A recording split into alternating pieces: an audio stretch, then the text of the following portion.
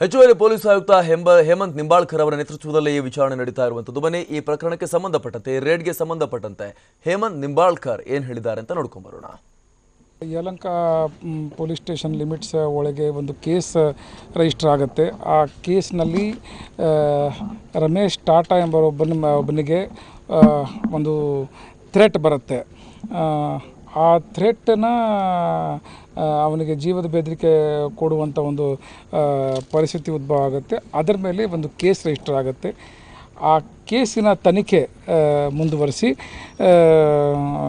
ಏನೇನು ಸಾಕ್ಷ್ಯಾಧಾರಗಳು ನಾವು ಸಂಗ್ರಹಣೆ ಮಾಡಿದ್ದೀವಿ ಅದು ನ್ಯಾಯಾಲಯದ ಮುಂದೆ ಇಟ್ಟು ಇದು ಒಂದು ಶೋಧನಾ ವಾರಂಟನ್ನು ಪಡೆದು ಇವತ್ತು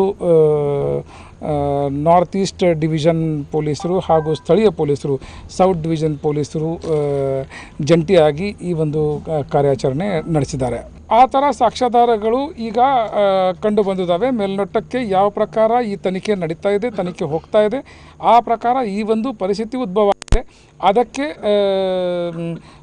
ಸ್ಥಳೀಯ ನ್ಯಾಯಾಲಯಕ್ಕೆ ನಾವು ವರದಿ ಮಾಡಿ ಈ ಒಂದು ಶೋಧನಾ ವಾರಂಟ್ ತಗೊಂಡು ಇಲ್ಲಿ ಬಂದಾಗ ಈ ಒಂದು ಏನು